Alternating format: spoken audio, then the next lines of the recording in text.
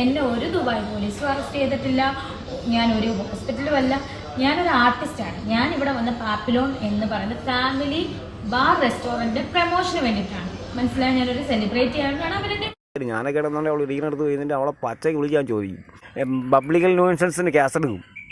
അറിയാമോ? ഒരു ശല്യം ഒരു വ്യക്തിയെ കൊണ്ട് ഫേസ്ബുക്കിനകത്ത് ദുബായ് ബാറിൽ വെച്ചിട്ട് വെള്ളമടിച്ച് രേണുസുതിയെ പോലീസുകാർ പൊക്കി എന്ന തരത്തിൽ ഒരുപാട് ആൾക്കാർ വീഡിയോ ചെയ്യുന്നത്ര രേണുസുതി പറയുന്ന കാര്യമാണ്. പുള്ളിക്കാരത്തി ഇന്നലെ ഒരു വീഡിയോ ഇട്ടിട്ടുണ്ടായിരുന്നു. ഇവരുടെ ഫാൻ പേജിലാണ് ആ ഒരു വീഡിയോ പുറത്തു വന്നത്. അതായത് രേണുസുതി പറയുന്നു, കുറേ ആൾക്കാർ എന്നെ പോലീസുകാർ പിടിച്ചു വന്ന രീതിയിലൊക്കെ വീഡിയോ ചെയ്യുന്നു, അതൊക്കെ തെറ്റായ വിവരങ്ങളാണ്, അങ്ങനെ ഒരു സംഭവമേ നടന്നിട്ടില്ല, ഞാൻ ഇവിടെ ഒരു പ്രൊമോഷന്റെ ഭാഗമായിട്ടാണ് ഞാൻ ഇവിടെ വന്നത് എന്നൊക്കെയുള്ള രീതിയിലാണ് പറയുന്നത്. ഞാൻ സെർച്ച് ചെയ്ത് നോക്കിയിട്ട് ഒരു മനുഷ്യരും ഇവരെ പോലീസുകാർ പിടിച്ചു എന്ന തരത്തിൽ ഒരു വീഡിയോസും ഞാൻ കണ്ടിട്ടില്ല. ഇനി നിങ്ങൾ ആരെങ്കിലും കണ്ടിട്ടുണ്ടെങ്കിൽ നിങ്ങളത് കമൻറ്റ് ചെയ്യുക.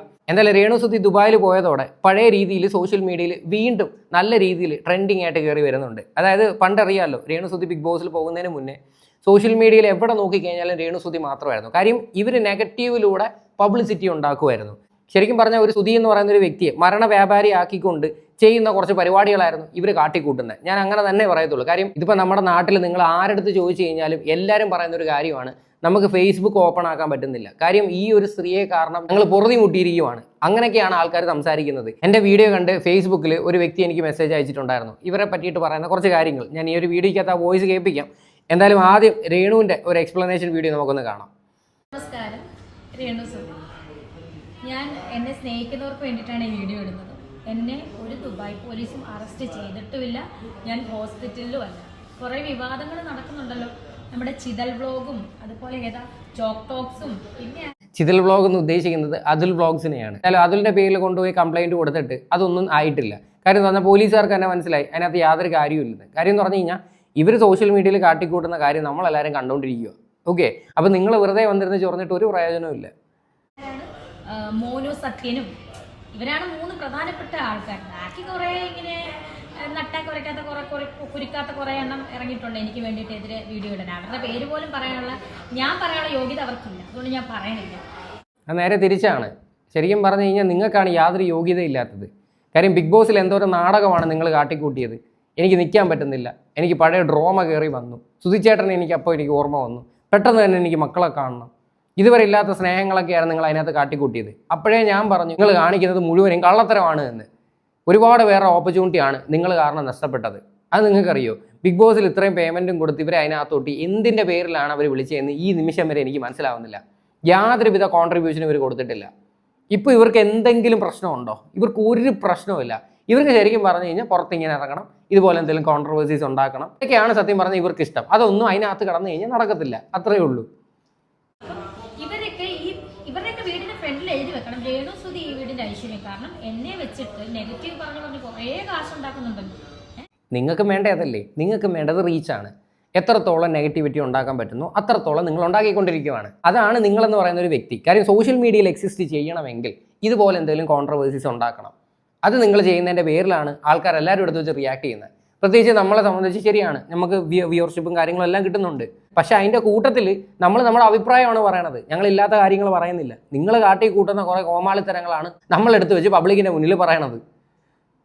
നാണമുണ്ടോ നട്ടാ കുരുക്കാത്ത ഈ കള്ളത്തരം പറയാൻ? എന്നെ ഒരു ദുബായ് പോലീസും അറസ്റ്റ് ചെയ്തിട്ടില്ല. ദുബായ് പോലീസ് അറസ്റ്റ് ചെയ്തിട്ടില്ല എന്ന്.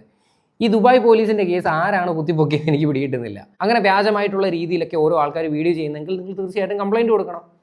ദുബായ് പോലീസ് പൊക്കിയെന്ന് ഒരു മനുഷ്യരും വീഡിയോ ചെയ്യുന്നതായിട്ട് ഞാൻ കണ്ടിട്ടില്ല. ദുബായ് ബാറിൽ പോയി ഡാൻസ് കളിച്ചു, ആ ഒരു രീതിയിലൊക്കെ നമ്മൾ കണ്ടായിരുന്നു. പുതിയൊരു വീഡിയോ ഇറങ്ങിയിട്ടുണ്ടായിരുന്നു, പുള്ളിക്കാരത്തില്ല കള്ള് കുടിക്കുന്ന രീതിയിൽ അഭിനയിച്ചുകൊണ്ടൊക്കെ ഒരു റീൽ ഇട്ടിട്ടുണ്ടായിരുന്നു. കാണാത്തവർക്ക് വേണമെങ്കിൽ അവിടെ സൈഡിൽ പ്ലേ ചെയ്യാം. കോമഡിയാണ്.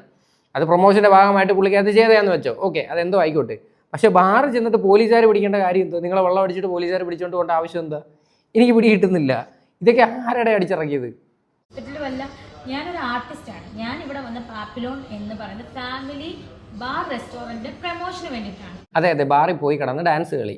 ഓക്കെ, അതാണ് പ്രൊമോഷൻ എന്ന് ഉദ്ദേശിക്കുന്നത്. അവരെന്തുകൊണ്ടാണ് നിങ്ങളെ വിളിച്ചതെന്ന് നിങ്ങൾക്ക് വല്ല ബോധമുണ്ടോ? നിങ്ങൾ അവിടെ ചെന്ന് ഡാൻസ് കളിച്ച് കഴിഞ്ഞാൽ അവർക്കറിയാം ഇതൊരു ചർച്ചാ വിഷയമാവും. അവരുടെ ബാർ എല്ലാവരും ശ്രദ്ധിക്കപ്പെടും. അതിൻ്റെ പേരിലാണ് നിങ്ങളെ വിളിച്ചത്. അല്ലാതെ നിങ്ങൾ ഭയങ്കര ആർട്ടിസ്റ്റും നിങ്ങൾ ഭയങ്കര ഡാൻസറും എന്നുള്ള രീതിയിൽ അങ്ങനെയൊന്നും കണ്ടിട്ടൊന്നും അല്ല നിങ്ങളെ വിളിച്ചത്.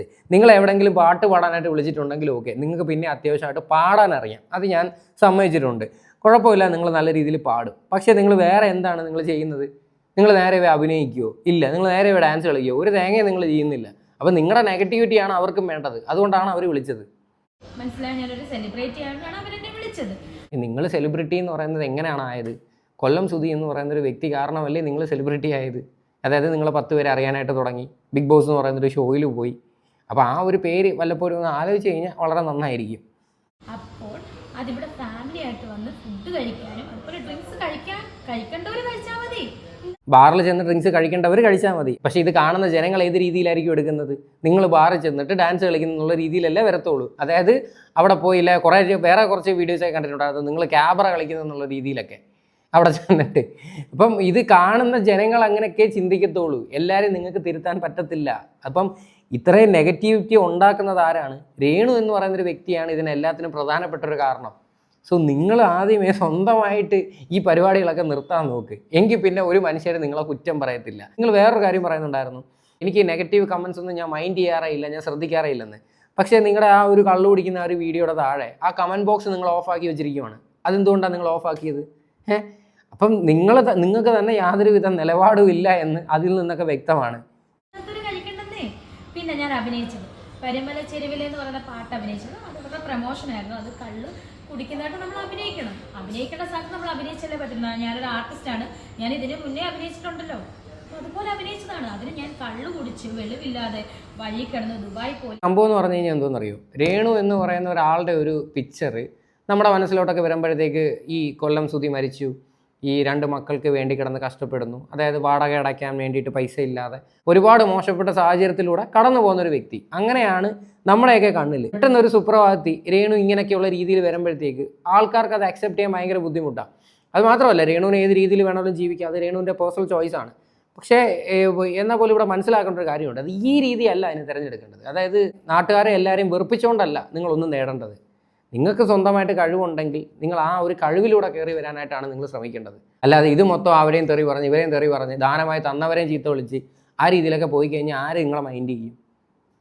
അറസ്റ്റ് ചെയ്ത് ഹോസ്പിറ്റലിൽ അഡ്മിറ്റ് ആക്കി ഒരു ഫോട്ടോയും കൂടെ, അത് കണ്ടിട്ടാണ് എനിക്കിത് പ്രതികരിക്കാൻ തോന്നുന്നത്. ഒരു ഫോട്ടോയും കൂടെ ഇഞ്ചക്ഷൻ എടുത്തിങ്ങനെ ഞാൻ കിടക്കുന്നത്.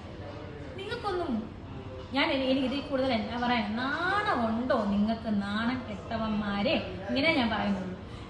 ആ ഒരു വീഡിയോ ഞാൻ ഈ നിമിഷം വരെ കണ്ടിട്ടില്ല. ആരെങ്കിലും ഒക്കെ കണ്ടിട്ടുണ്ടെങ്കിൽ അത് ഏത് ചാനലാണെന്ന് ഒന്ന് കമൻറ്റ് ഇട്ടാൽ വളരെ നന്നായിരിക്കും.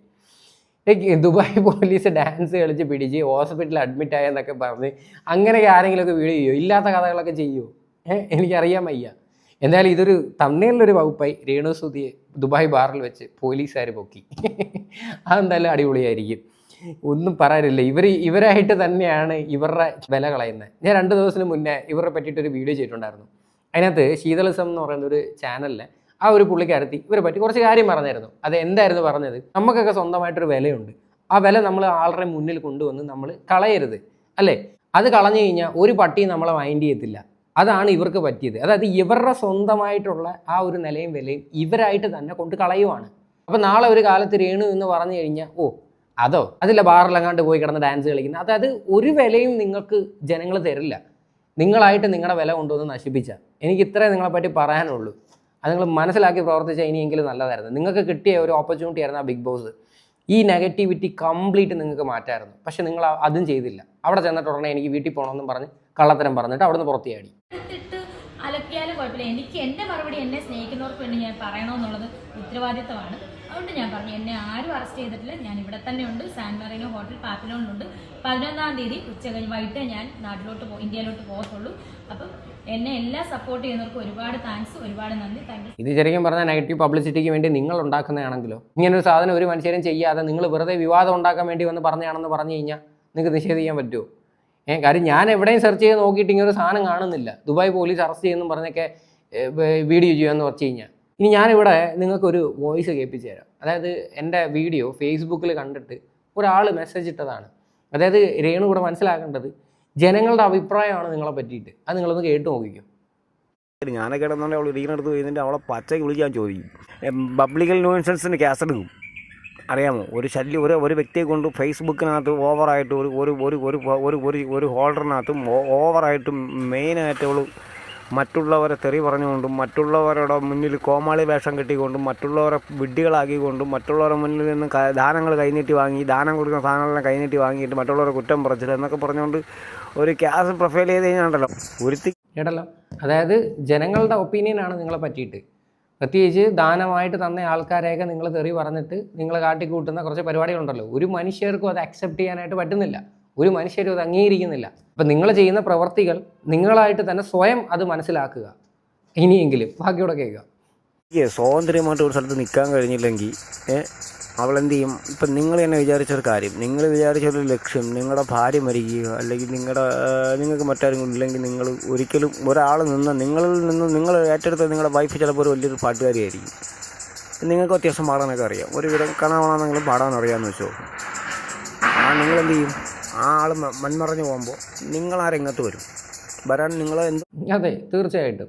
ഇപ്പം രേണുസുധിയെ സംബന്ധിച്ച് രേണുസുധി ഏത് രീതിയിലാണ് രംഗത്ത് വന്നത്? സുധി എന്ന് പറഞ്ഞു കഴിഞ്ഞാൽ ഒരു കലാകാരനായിരുന്നു. സുധിക്ക് കഴിവുണ്ടായിരുന്നു. സുധി കുറച്ച് പടങ്ങളിലൊക്കെ അഭിനയിച്ചിട്ടുമുണ്ട്. ഒരുപാട് മിമിക്രി, ഒരുപാട് സ്റ്റേജ് ഷോസും അമേരിക്കയിലൊക്കെ പോയിട്ട് പരിപാടികളൊക്കെ ചെയ്തിട്ടുണ്ട്. പക്ഷേ രേണു എന്ത് കഴിവിൻ്റെ പേരിലാണ് ഇവിടെ കയറി വന്നത്? അതൊന്ന് ചിന്തിച്ചു നോക്ക്.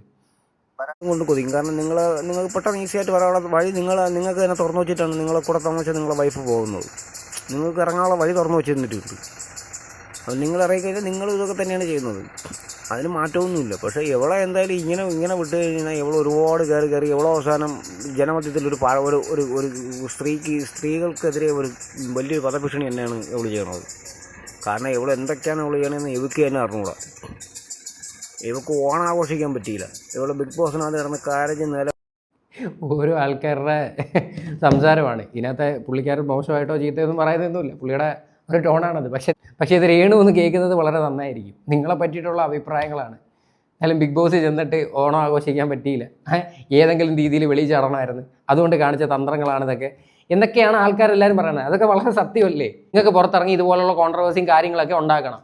കാര്യം നിങ്ങൾക്ക് അതാണ് ഇഷ്ടം. അല്ലാതെ നിങ്ങൾക്ക് ഈ പറയുന്ന പോലെ ബിഗ് ബോസ് ഷോയോ കാര്യങ്ങളോ ഒന്നും നിങ്ങൾക്ക് പറ്റിയൊരു പ്ലാറ്റ്ഫോം അല്ല. ഇത്രയൊക്കെയുള്ള സംഭവം. എന്തായാലും ദുബായ് പോലീസ് ഒന്നും രേണുവിനെ അറസ്റ്റ് ചെയ്തിട്ടില്ല എന്നാണ് പറയണത്. എന്തായാലും ഈ ഒരു വിഷയമായിട്ട് ബന്ധപ്പെട്ട് നിങ്ങളുടെ എല്ലാവരുടെയും അഭിപ്രായങ്ങൾ എന്താണെന്ന് വെച്ചാൽ നിങ്ങൾ തീർച്ചയായിട്ടും കമൻറ്റ് ചെയ്യുക.